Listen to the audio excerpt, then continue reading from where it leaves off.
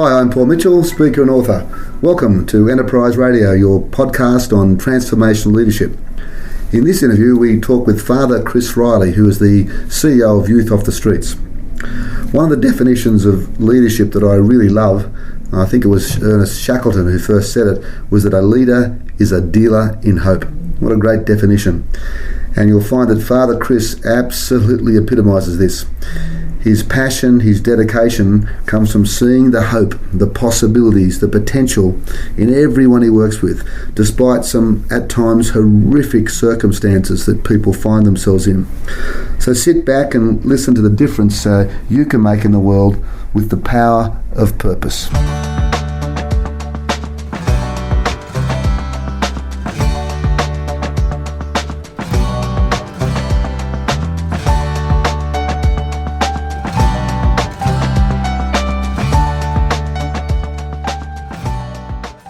Father Chris, absolute honour and privilege to spend some time with you and to, I guess, give our leaders a bit of a feel about leadership in a totally different way. So rather than me saying what your role is, could you tell our listeners what your role is and the work that you do? Yeah, my current role is CEO of Youth Off the Streets, which is a strange role really for me. Certainly in my training, we weren't trained to be CEOs or companies or anything like that. My expectation as when I was ordained would have been to be probably principal in our schools. Right. And I did that for 5 years, but then discovered Youth Off the Streets and a passion that I really needed to reach the kids that no one else could reach. So that was my driving force. The CEO role is, but it's very different the way I would operate as CEO. I don't manage the business side so much. I manage the services, the delivery of programs to our kids that is most important. I think when you have a normal CEO, they have a company or a business they have to run. Yes. I let the business side get done by other people. Yeah. They report to me, those people. My time is taken up in the services. That's where my passion is. Okay. So I need to lead, not in the business sense, but I need to lead in the operational and services area. So I need to be updated with things so I can introduce new strategies for kids, new programs for kids. Right. So that's how I see myself. That's my role. We're a charity. We work with kids, so the CEO really needs to be an expert in that area, not in the business area. Gotcha. So you leave that, obviously you've got a great team around you, leave that up to them. Yeah. But for you, it's about strategy, new services, helping and reaching the kids and keeping the passion alive, I would think. Yeah, that's very important to me. Yeah. And can you tell us how you first got involved with this? I know it was 1991 that Youth Off the Streets was set up, I believe. I actually joined the religious order I belong to now because I'd seen the Old Boys Town movie when I was 15. Yes, I saw that. And decided at 15 I was going to be a priest to do the same sort of things. And because I was so shy and introverted and still I'm very much a loner, it's strange that I'm in this sort of job, but I was so introverted, my parents sent me to a boarding school. I had no knowledge of, never heard of the order, never heard of the boarding school. I got sent to that one because it was $120 a term in those days. It was cheap. But as I was playing footy on the oval down in Victoria, I sort of looked across and this big blue bus came in with Boys Town on it. And I thought, wow, what's that? And the brother said, we run Boys Town in Sydney. And I said, okay, I'm joining you guys. And so at 18 I had my collar on, and on my 21st birthday I had graduated from Teachers College, and I was sent to Boys Town as a young brother, where I taught for a couple of years there. And then in 86 I was sent back to Boys Town as principal, and Boys Town had changed dramatically from the first day. When I was there as a young brother, there were 140 kids there every day of the year. There were now only 40 kids, and they all had to go home for school holidays and weekends. And one of my first jobs was to expel a kid from the school because he got kicked out of home. And I'm thinking, this is the most bizarre thing I've ever had to do. And so I didn't know what to do on school holidays, or because I've never had weekends or school holidays off in any of my appointments before. Weekends I didn't know what to do. The others were going off playing golf, sailing yachts, the priests were, and I started reading about street kids in the city, front pages where these kids were just abandoned. So I started going on the streets every weekend and school holidays every day to connect with probably the most violent kids you would have found in Sydney that other charities kept away from because they were so violent. I connected very strongly with them, and I used to it was practical. It was never religion with me. It was always food and bandages, going to court with them, getting him out of jail. Yeah. And eventually, one night, I found a kid was crying. A really tough kid was crying, and I couldn't understand why. And eventually, I had to understand he was crying because he was so cold that it was hurting like a knife, cutting into his flesh. Sure. And I made a commitment that night that I would go in every night. So when I put the kids to bed at Boys Town, an older priest would come over and sit there in case the kids got up to stuff. And you'd go in and do your other work every night, and get home by 2 and be up at 6 with the Boys Town kids. And I was really, really tired, but I kept saying to myself, what is a bit of tiredness compared to the pain that these kids are living in? So the other thing that strikes me too, Father Chris, is that that's a fairly extroverted thing to do in some ways. And you've been really upfront talking about that you're a bit of an introvert in some ways, and as CEOs are often painted as these very extrovert, out there people. But there's a quietness about you. So how was that in terms of pushing against that? Does that make some sense that you're sort of... I was really, really quiet and introverted. And when you're a kid, when you hear the word introvert, you think really bad disease almost, and I've studied so much nowadays. It was just I get energy from being alone. I still do. Exactly. That's all it is. But what I guess... when it comes to kids, I'm an extrovert. When it comes to speaking out for them, there's a passion. I'm quite ruthless when it comes to kids in terms of being outspoken against people who are putting up bad policy or putting our kids down.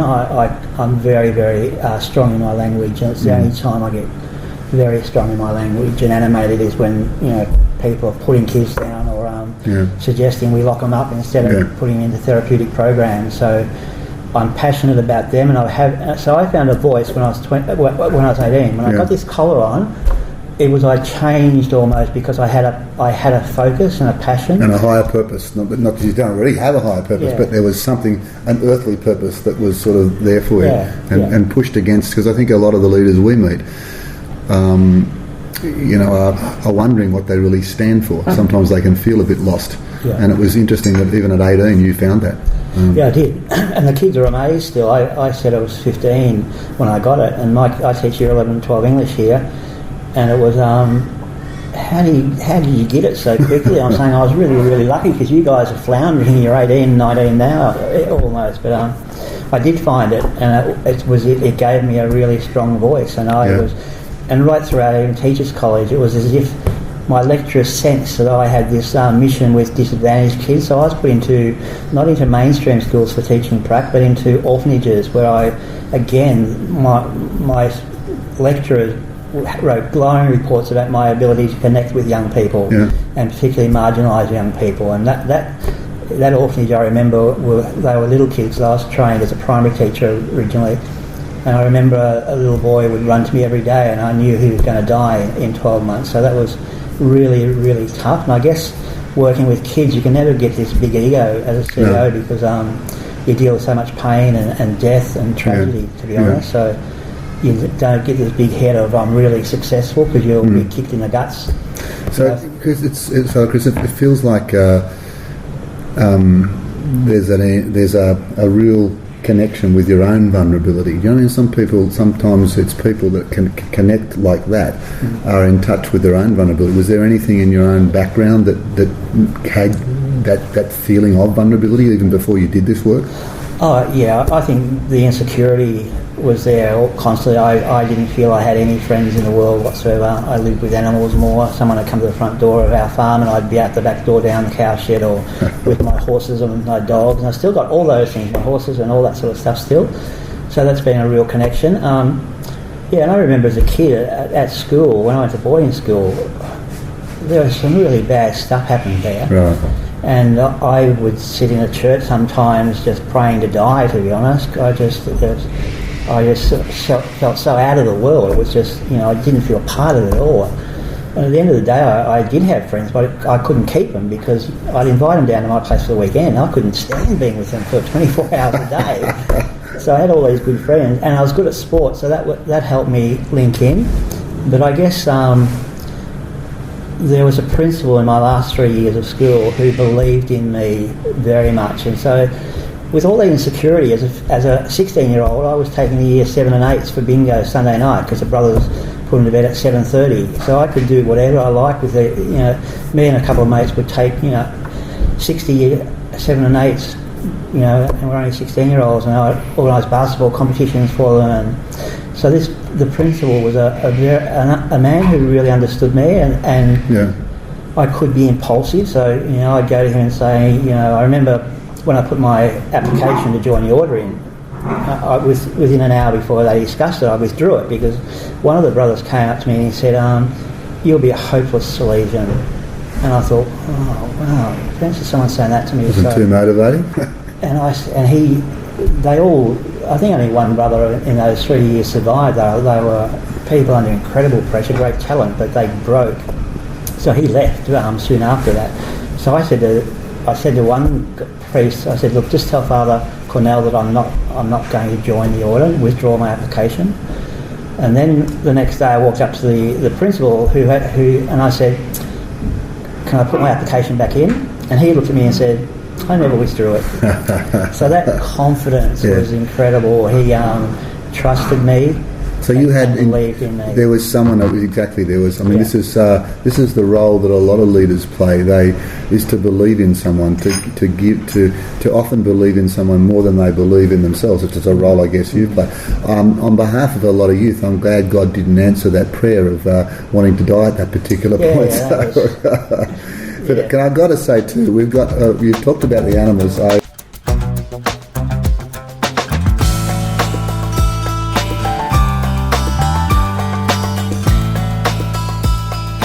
So what does leadership mean to you? You've talked about that it's a bit of a different leadership role. What is, and where have you seen what you would consider great leadership? I guess that principal I was speaking about was probably the greatest leader I've experienced, and he was really quiet. Never got upset with me anyway, or other people. Was very, very calm. And I had to learn that because I was impulsive as a young bloke. I wanted to move. I could run 20 miles without blinking, so I'd be out there charging around with kids. And would be, want to do this, and I'd be, challenging this person and that person. And he always accepted that, and I just kept watching him and just seeing that he was always calm. He saw the strengths in me, and I think that's probably the most important thing for me is the ability to see strengths in people. And so I think all our programs with kids are strength-based. We call them strength-based interventions. And I think with staff, the staff that I personally supervise come in when they first are being supervised by me and say, have you got anything for me? Basically, are you going to tell me off? And I said, well, if I'm going to tell you off, it won't be during supervision, that's for sure. There'll be a corrective action if I need to do that. And I don't think I haven't done one of those in a long, long time.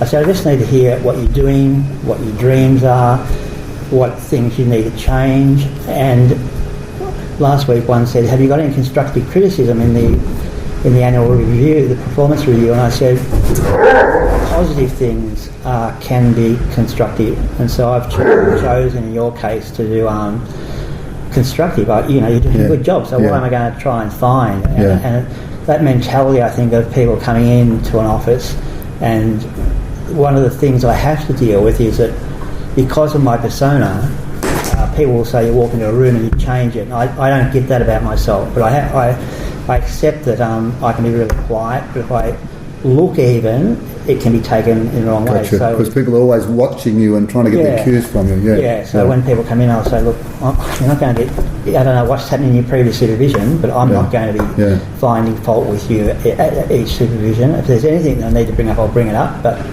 I just want to hear what you're doing. And I really love people coming up to me and saying, can we do this? Can we, create something else? So I really enjoy staff coming to me like that.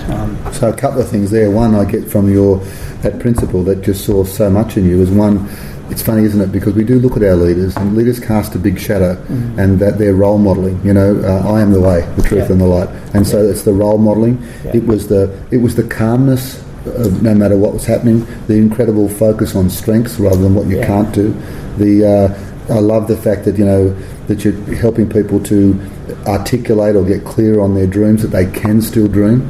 and the listening, and therefore that provides an envelope where they take initiative because they feel safe, I guess. Yeah. I think that the manager I last said, he said, because I've handed his supervision over to someone else because one of the things I've done in the last few years is give up all advisory group that I was, on the RDA and on, the mental health thing in Canberra, all those sorts of things. Yes. And I eventually worked out that they liked having my name there, but and that's what they were using, and what I was inputting wasn't really taken up. And so I thought I really needed to do my job, and my job is with the kids. So I then took over direct line managing our outreach services from southwest Sydney right up. Yeah.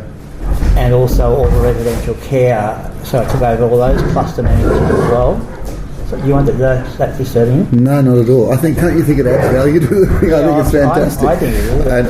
And listeners, I've got to let you know we're quite safe here. But if you saw the size of these dogs, it'd blow you away. We should get a picture of this to put on the site as well. An interesting thing coming through here is that a lot of leaders get distracted from what their real job is. I'm not saying those committees were a distraction, but something in you said, hold it a minute, what's the best use of my skills, what's my real job? And you got back to mission, if you like. Would that be a fair summation? And my staff will say the only time I'm really animated is when I'm talking about my kids or if I'm teaching. And it was interesting, the kids yesterday, they started talking about religion, and I said something about religion, and one of my girls looked at me and said, "We've never heard you talk about religion." I said, "I don't talk about religion. It's damn boring as far as I'm concerned. Go get off it." But what they said about a priest, they said no other priest would care about us. They would be in their churches and their parishes, and yet you're sitting here with us. Yeah. Why is that? And I said, well, because you're the most important people in my life. Yeah. And one of them said, we believe you because we were told that you've given up all these committees to be with us. And I said, you're the people I would prefer to be with. I don't like going to functions, I don't like black tie events, I don't like those formal things. They drain me terribly. But in this classroom, I feel really good. Out at outreach. Isn't that great? We talk about in one of our programs that a leader needs to find the channel that best suits them. Absolutely. And that some people are quite good in terms of leading big groups and talking to big groups. Some people might be like fireside chat, but it feels like you found your channel. You know what works for you, and that's where you best lead. Yeah, I do. I can connect to big groups. Yeah. I know I'm a very powerful speaker. I've just come back from Norfolk Island, given advice there, and the whole island is excited that, I spent 2 days, 14 hours, back-to-back meetings with every group on Norfolk Island talking about young people. So I see that as really significant part of my job too. So I do have cut down a fair bit, but I do a lot of talking about challenges with young people and giving people examples, and can have a room full of people in tears because of the background of the kids I get very close to, and I tell the story very well. Yeah. That's the only story I can tell. It's the only conversation I can have. Yeah. That's why I can't do black tie events, because they want small talk at that, and I don't do that. No, I just get out. Honestly, if I go into a black tie event and they're all still standing at the door still, I'll go down and sit in a quiet place in the hotel. So they're all sitting down, so I'll go in, sit on my seat, do what I have to do, and go. So last in, first out is my theory with events like that. And it's more real. It seems to me that the authenticity, you see such rawness in life. Yeah. To have anything else but that is such a contrast as such. Yeah.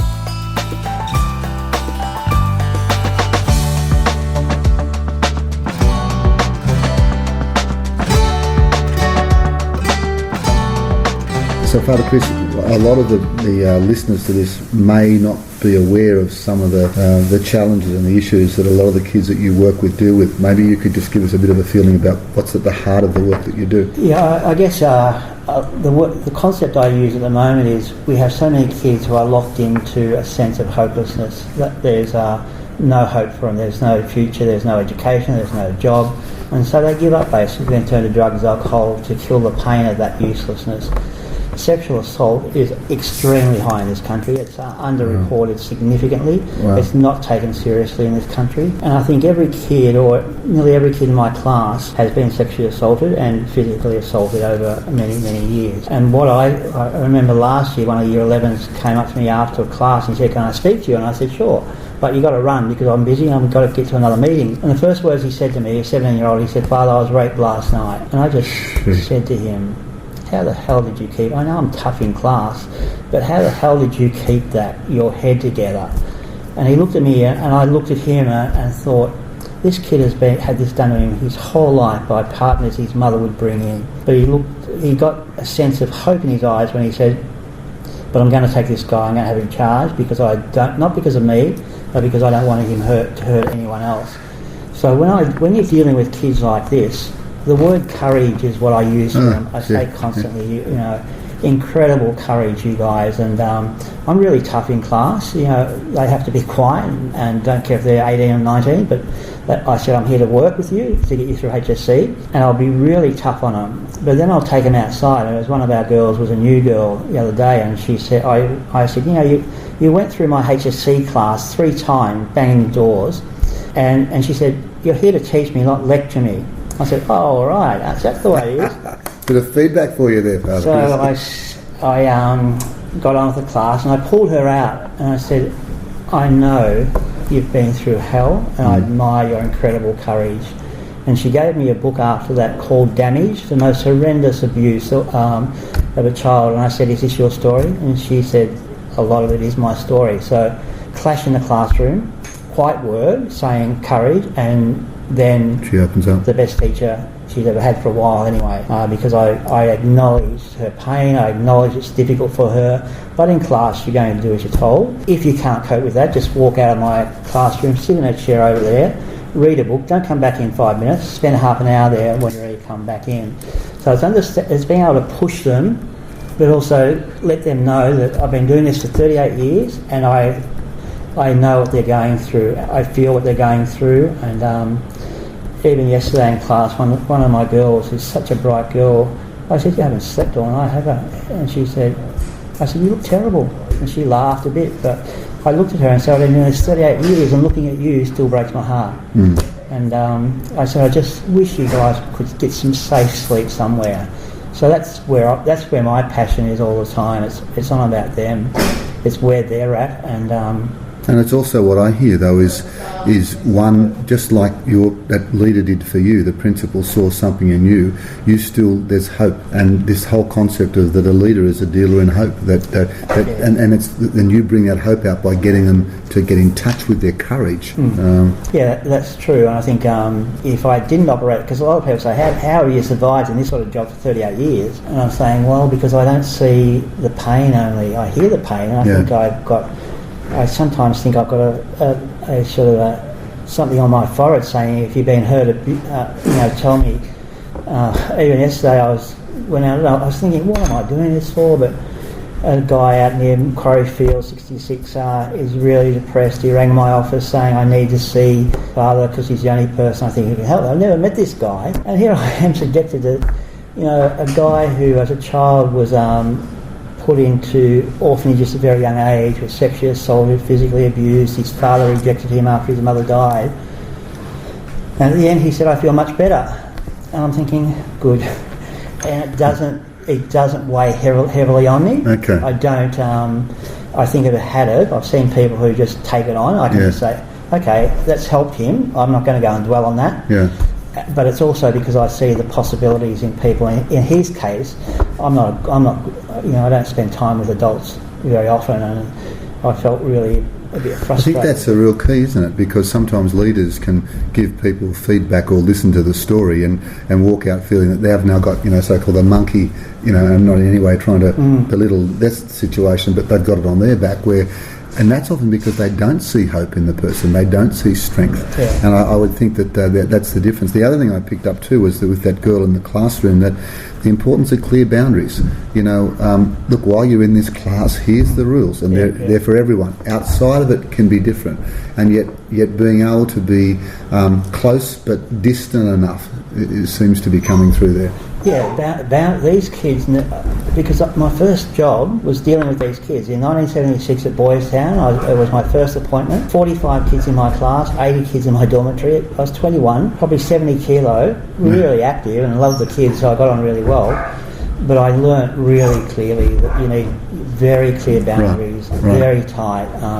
When I left Boys Town as principal, what I discovered there's so many rules. I was painting kids into a corner, so they had to come out fighting. And so when I got my own places, it was particularly with the hardcore street kids, people thought I was mad when there were no bedtimes, there were no curfews, because these kids would roam the streets every night.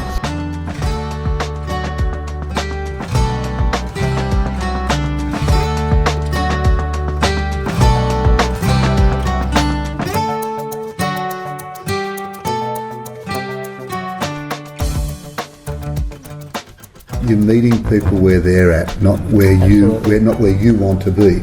Yeah, that's right. Otherwise, you don't connect with the real kids in need. So it is about saying, yeah, we'll work very long hours, very late hours. Yeah, we'll have to pay more wages because it's after hours. You know, you get penalty rates. But if we're serious about coming into a place like Bankstown, where are the problems? Who are the problems? And what time do they operate at? So we did research on all that, and I guess the greatest thing I've contributed, I think, to the organisation over the last couple of years is when we go into a troubled area, we employ young people from the area, and so they're trainees. And now, you know, we've got 2 trainees who've gone through 6 years with us from Macquarie Fields after the riots there. Both of those are now senior youth workers in a variety of services. And I got a report yesterday that on the anniversary of the riots in Macquarie Fields, where 2 of their mates were killed, one of those kids who was involved in the riot is now a senior youth worker at the youth centre Macquarie Fields, and he got up on the anniversary and spoke, and you could have heard a pin drop on that floor, because he's one of them. Yeah. And he's been there. He enchanted them with his, you know, they had a minute's silence, and it's this is the thing that's worked most powerfully. And I guess what I say to people now, because they'll say to me, your work is so powerful. I said, yeah, look at me, I'm standing back here. Look at those young ones out there. Look at those trainees at Bankstown. And you have some real challenges with trainees in a sense. But again, I'm pretty patient with them, and I really enjoy them. They're a group that I love being with. At our last ASM meeting, you know, they got their awards given. Well, there's whistling and clapping, because it had 30 of these trainees, now youth workers, all young. And the party after I don't go to, because I know it's going to be far too wild. And I know a couple of... You know your boundaries. I know my boundaries very clearly, and they would get told very quickly. A couple of the African kids, they are only young trainees, are really drunk. So that was interesting. But I love that age group. I'll be at Bankstown tomorrow walking around with them. I just love that age group. Talk about that, because I guess a lot of businesses will have graduate programs. Now, I know they're very different in one sense, but these kids might have jobs, and they might have been through university, and they might have so-called stable families, and yet they still have the same deep down maybe issues of insecurity, issues of vulnerability and so forth. What can someone in a senior leadership position do to really bring youth out and make it so vibrant in the organisation? I guess the strategy I picked up of getting trainees on board whenever we went into an area, so what you see when you move into an area is someone might go in and bring a program in, right, and you don't get as accepted. And at times, the fact I move quickly doesn't mean I make friends in all other youth services. So, if Koshy says on Sunrise, one man will say Bankstown, I said, oh, Koshy, what do you know his youth services are going to think of me when I go into that area? So, but what we've been able to do is really quickly get young people who are passionate about their community. I don't care what their reputations have been beforehand. I say, once you've got my shirt on, there's no room for movement there in terms of breaking law and so forth. And we just seem to just get these amazing young people very, very quickly. And I think when we go into a new area, I always lead it. I don't get a manager straight up. I will be there leading. And in Bankstown, for example, the police basically said to me, it's too dangerous for white people after dark in Bankstown. So I said, if I'm going to send trainees out in that area, I need to be there with them, even though they're all dark-skinned, so they were going to be safe anyway. But they had a passion, and I remember Sunrise did a story, and after his story, one of the young ones ran up to me and he said, "Can I give you a hug?" And I said, "No, you can't. I don't hug people." But there's this tears in his eyes and passion in his face that says, "I'm going to make a difference in this community." And seeing that in young people and walking down the street with them, tall, strong young guys, and we always get young guys at the initial, and then about 8 months after, there's a need then to get girls trainees as well. So I'm picking up here in terms of within organisations, be present, show up, at least in those initial stages. Like no one like, if you like, the leader, we're talking about, it's no one like that to model the way. Also then get them to do it, rather than thrusting a program on them. What are those graduates in this case passionate about, and tap into that passion so they're the ones that make the difference? Because they're known, and you have some great conversations, some funny conversations when you're sitting around with these guys. I mean, sometimes I have to say, I am the CEO and I am a priest, so will you watch your language and your conversations? But I remember being at Bankstown one day, a group of kids came out swearing. Now, one of the young Muslim kids who was a trainee, he's only 18, very connected to me. No swearing fathers here, and I'm thinking, I didn't tell him that. But it was just that sensitivity, and but you're just sitting around, waiting for kids to come in, and you're cooking a barbecue with them, and they get really, really familiar, and I like that. It's not familiar in the rude sense, it's very much, they have a great respect for me because they know that in many of their cases I've changed their lives by giving them these opportunities. Familiar from the word family in terms of the way we connect. In terms of family and connection and boundaries, how do you maintain good relationships with your team? Because you talked about the importance of that management team, yet at the same time not let the standards slip. You talked about corrective action before. What are some of the ways that you lead as a leader when you're in that space? Yeah, I don't tend to get involved with that sort of stuff now. It's amazing what sort of company I now run. We've got HR and all those sorts of roles, which I'd never heard of, 20 years ago, because I was, trained as a priest and as a teacher, so that was my language. So I don't get involved, and I don't tend to want to be involved in that sort of stuff, to be honest. I do set a standard in some senses that more and more now I'm stressing that managers need to use seriously the 3-month trial period or probation period, because you pick up on behaviours that are inappropriate, and they need to be dealt with. Otherwise, you're dealing with them for years. So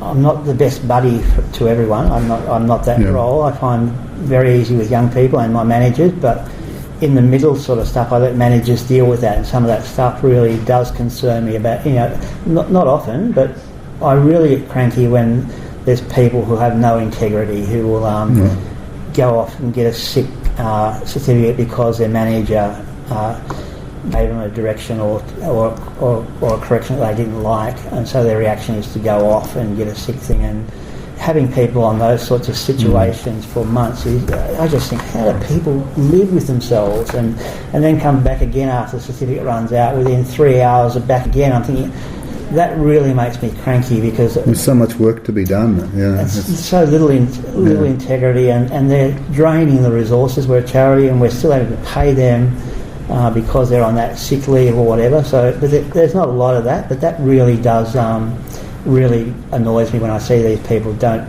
really put the kids first. The majority of my staff do everything for the kids and love the kids, but there are people who are in it for the job and want the easiest way out. So they really make me very cranky. You wouldn't tend to attract, this is my presupposition, that you tend to attract people that really want to be here, I would think, to make that difference though overall. Would that be the case? Or? I think that would be mostly the case, but we have had experience, and again there have been people who have been kept on as casuals, and I really don't like. We need to be really careful of casuals, because they do have rights too, and at times they have been neglected, so have been caught out. So those people get a bit disenchanted again if they haven't had managers, I guess, who have been supportive or positive with them. And I guess we do. When I have a senior manager who is really tough on people. I certainly am happy to deal with that conflict in terms of senior managers don't like this about me, but I say any staff, any kid has a right to meet with me no matter what. Okay. And if they come in, and even my development team get really worried because I know so much, because I'm on the grassroots. I'm dealing with managers who are having problems with the office, who are out there with the kids and need instant action. So I will come back from a supervision and say to the office, why hasn't this been action to these people? You know, why haven't they been given a budget? Why haven't they been given approval to purchase these things that are crucial? And you get a vibe of, I wish you didn't know so much. But I said, So it's a really interesting role, because it reminds me in, say, some of the hospitals where you have, like St Vincent's, where you have a director of mission. And so you're really director of mission, and at the same time you're at that grassroots level, knowing what's going on.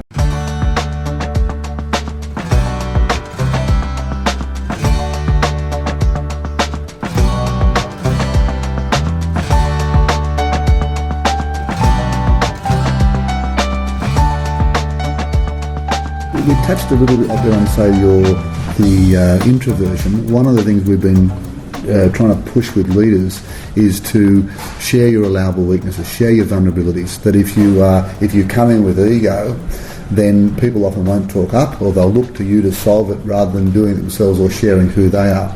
Yeah. What would you say your vulnerabilities are or allowable weaknesses are as a leader, and how do you compensate for them? I don't think I have a great ability to manage the business side, and I haven't tried and don't want to try. And you'll be very upfront about it too. Yeah. And I'm very what I do very effectively is I don't micromanage anyone. Okay. So once I give a person a job, I expect them to do the job. I won't be trying to find fault with them. I won't be calling them in to tick off boxes. It's basically, I trust you. If you blow that trust, be careful then. But I really try and just give people a job, don't interfere with that job. If they're senior managers, I'll supervise them, so they'll talk about issues with them anyway. So that's certainly one way I do it, where I just say, set of skills. Yeah. I'll get people who have those skills and I'll trust them, and I won't be doubting them or finding fault with them. So certainly that's one way of saying, I don't have every skill. I lack a lot of skills. I like really tight structure in a classroom, but there are some kids at a stage where they need to deal with their pain before they get put into structure. So we'll start a school for those kids, and I'll keep right away from it and let the teachers who are really patient, and it's only a very small group of kids normally in that setting, but let teachers know and have that passion do that job. So I just know when I have to let go. I can't reach every kid, but we as a nation can reach every kid. I can reach a group of kids, as will every staff member we have. So acknowledging that I don't have the ability to connect with every type of kid around. So it's basically also acknowledging there's certain skills I don't have, and then getting out of the way of people that have those, not micromanage them, which is a sense of trust, knowing that your reach is not going to be there for every kid, so it has to be done through people rather than through you, I guess. Yeah, and the bigger we get, the more that becomes a reality. And the more you become, to an extent, even more a director of the culture, or the keeper of the flame. I don't see myself in that role, but some do. I don't have that. If there was a piece of advice you could give to corporate leaders, I mean, you've talked to many, you've met many, to create more human enterprises, what would it be? Even though I know you don't see yourself in that role, Father Chris. It's really hard for me to give advice to CEOs of other companies. I guess at the end of the day, if you don't have passion for your work, there's no point being there. I just really think it's something you must really love, be passionate about, want to do, and not be able to do everything, but at least be in touch with the core elements of your company. And for me, the core elements are the young people we work with. So that's where I become focused on. So I guess CEOs need to look at allowing their people to work, without micromanaging them. They tell me in some fields that I remember being I shouted at someone in a board meeting. I really blew hell out of my PA but it was all set up. She brought a $2 million check in to the board meeting. And one of the board members looked at me and she said, "Was that a joke?" I said, "Yeah, no one yells at each other in workplace." She said, "Yeah, they do." Yeah. I said, "Really? What, you get yelled at?" "Yeah, I'm a lawyer, I get yelled at." I'm thinking, wow. And Judy came in with a $2 million check, and I said, "How dare you interrupt this board meeting?" And she said, "Oh, I'm sorry, Father, she has the ability to put on tears." And so we laughed and said, "Oh, she's brought a $2 million check in that she's got." But it was amazing when the board members actually thought that I was serious. That we do it, wow. And I said, "Does this happen in your..." "Yeah, it happens in a lot of corporate areas where people shouted at and put down." I'm thinking, wow, that's really quite scary. And so I guess that's, apart from the CEO and the leaders, is there advice about how we can just best be with each other in a business? Yeah. And with each other, like with team members? Yeah. I made a rule because with the email, introduction of the email, in some ways it can destroy a culture because people don't mix with each other. They'll write, from here to the next door, they'll email. So encouraging people to go and meet face to face and using email to deliver a message without using it as a tool to attack. I've seen that too many attack each other, and it's not so much, they might never even meant that, but it's the way it's interpreted. Of course, yeah. So I'll never be critical of anyone in an email. It's just an instruction or a response. So it's about getting to know your people as well as you can, I guess, and trusting them and just believing that they're there for the right reason. And if they're not, they'll soon be sorted out anyway. But I guess those. And I'm not a great person. I'm not a great mixer with staff. I don't spend a lot of time with my staff, but on the grassroots levels, that's where I find it. And I do supervise a lot of the senior managers now. Again, you're so clear on who you are and what you bring, aren't you? And very, very articulate about it, so people know clearly the part that you play. One manager said the other day, he said, "I'm going to really miss your management because you give me freedom, but I also knew really clearly where you stood on issues." And I thought, that's nice to know that he knew that, which is amazing because up to the age of 18, I was this kid who had no confidence, couldn't put anything clearly, couldn't box anything in and make a clear decision, whereas I can just on a daily basis just make decisions very, very quickly because it comes from 38 years of developing a whole lot of skills and a whole lot of knowledge about kids and services for kids that I know exactly where I'm going to go. Right. But I'm still open. It was one of the African guys came to me and said to me, Mohammed said to me, "Are you going to work in Africa?" And I said, "No way, I'm not going to damn Africa to work." I said, "What do you want to know for?" He said, "I want to set up something like this and that in Sierra Leone." I said, "I believe you have. Is that where you're going? No, Tony, we've got Tanzania. We're building a school." But he said he wanted. I said, "Oh, if one of mine wants to go and do something like that, I'll back him." So yeah, you get your skills together, and I said, "Sierra Leone is very, very dangerous, but it's your country." And I said, so he came in the other day saying, "Well, when's this going to happen?" And I said, "Well, you've just graduated from the traineeship. You've got a bit of extra time because you haven't performed in areas. Your face-to-face work with kids is brilliant. These African kids idolise you. But your report writing and you're preparing stuff, your manager's concerned about that." So I said, "You're really looking at 3 to 4 years before I'd even try that. And you've really got to upskill in terms of writing reports and managing programs." So he was really excited. And I guess just seeing young people and being able to give them that opportunity for me is probably really exciting. So we're now training, and I'm teaching them myself, 6 Africans who are going, not trainees, but they're doing a diploma of youth work, and we get the work given, but they come here and I'll take them through that because they need so much, writing skills and reading skills. But we just need to get an employment pool of Africans as well because we're working with so many Africans now. So this whole thing about expanding the reach and doing it through the people that best know those people, the whole idea of not holding back on feedback too, like you're fantastic with those kids face to face, and there's report writing skills and there's other things, so that constantly raising the level as such. Yeah.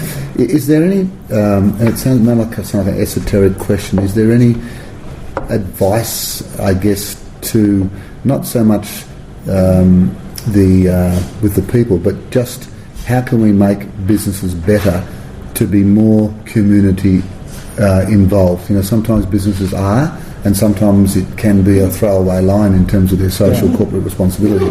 What can organisations do to better connect with our community and our world? In terms of me giving advice to CEOs, I would find myself to be, in terms of the normal CEO, a pretty inadequate CEO. So I'm not sure I can give too much advice. What I have seen is some great companies and some great CEOs, and sometimes I look at them and think, wish I was that good. And what they've done very often is some of them actually give their staff time to come into charities and do work. So we'll get a group of staff in here painting or down the farm building fences, doing that sort of stuff, getting out in the streets working, you know, doing street walk.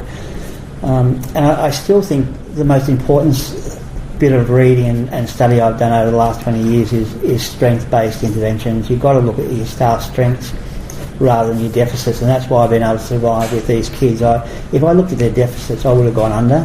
Okay. If I only concentrate on their deficits, and I think we've got to see that each person's different, all have a great deal to offer, and we've got to find that that goal, if you like, that strength of theirs, and encourage that strength before certainly looking at I think it was another faith, the Buddhist faith, they talk about if you look for the dirt or look for the gold, it doesn't matter either way, you'll find it. Yeah, that's true. and so one thing is, it sounds like just get them involved and maybe give time to be involved with the community through corporate. Yeah. And the second big thing, look for strengths, play on strengths. Within each of their team. And I guess with young people, I say to my staff, you know, these kids need a lot of patience, and you know, if they're in a drug program, it may take eight or nine attempts. So when you don't give up after the first one, and if you're constantly looking for deficits, so it becomes adversarial with young people, and I presume it becomes adversarial in any company where, you know, someone is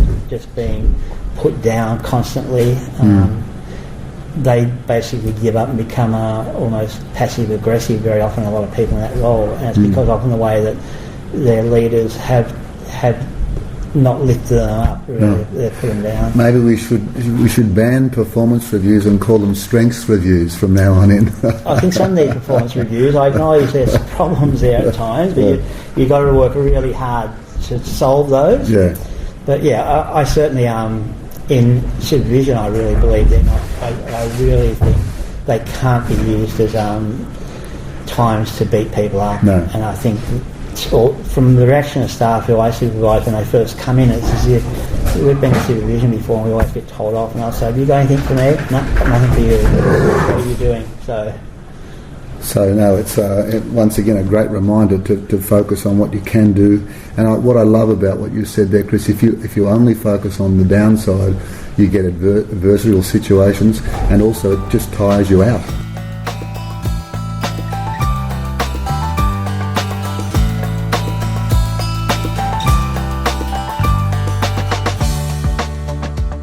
So, any last words in terms of leadership before we have a look at maybe how, if people wanted to contribute to Youth Off the Streets, that they could do that? Any last words of? No, I think I've done enough. What about this is Collingwood. This is Collingwood. Yeah, we've got for the listeners, we've got these beautiful dogs. Chris, one hell of a licking up here. So, if people wanted to make a contribution, either money wise or time wise, is there a site or something we could go to, or a phone number you'd like to give? Yeah, the safest thing to me would be to give the website. Okay. I can't remember the numbers, but www.youthofthestreets.com.au, and if anyone wants to donate, there's certainly a way to do that very quickly. And also, we're one of the few organisations that uses volunteers. A lot of people won't, because they say they're not professional, and that's why we use them. They have this just down to earth love, and you get an 79-year-old granny walking around with our kids, hugging them and cooking for them. It just brings an extra bit of humanity to them. Yeah. So we do use volunteers a lot. I think we've got about 600 on the books at the moment, and in all sorts of fields. So volunteers are really. So there's a place useful. There. Absolutely. Yeah. We do all the checks and balances on everyone who comes in touch with our kids, so that they have to go. That's not distressing if there's not something in your background anyway. Yeah. So, Father Chris, I think someone once said there are many paths to the kingdom of heaven, and there's probably many, therefore, ways of actually being a CEO or a leader. And I think that you've given us a whole new light on what that really means. And so, thank you on behalf of not just the youth of Australia, but Australia. And thank you for reminding us of the importance of getting in touch with your passion, and that you just can't lead without that. So wonderful to spend time with you. You too. Thanks. Okay.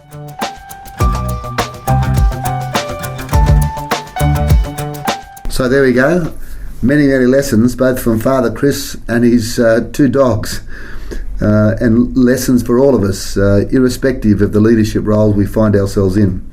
Some of the things I love that Father Chris talked about is find your purpose, find your passion. Without that, you just won't have the energy to keep going. Imagine that, 4 hours sleep a night for months on end. Look for and build on the strengths in others. They're there, you have to look for them. Get close to people, but not too close. Know what leadership style best suits you and what you're best suited to. Get clear on boundaries and uphold those boundaries. And above all, really care. And that's certainly what Father Chris does and the youth off the streets. So thanks again for listening to Enterprise Radio. We'd love you to post your questions or your comments on our blog at thehumanenterprise.com.au, and certainly to find out more about our transformational leadership services, give us a buzz on Sydney, Australia, 02 990 555, or send us an email to soul, S-O-U-L, at thehumanenterprise, that's enterprise with an S, .com.au. I'm Paul Mitchell, speaker and author. Be true to you.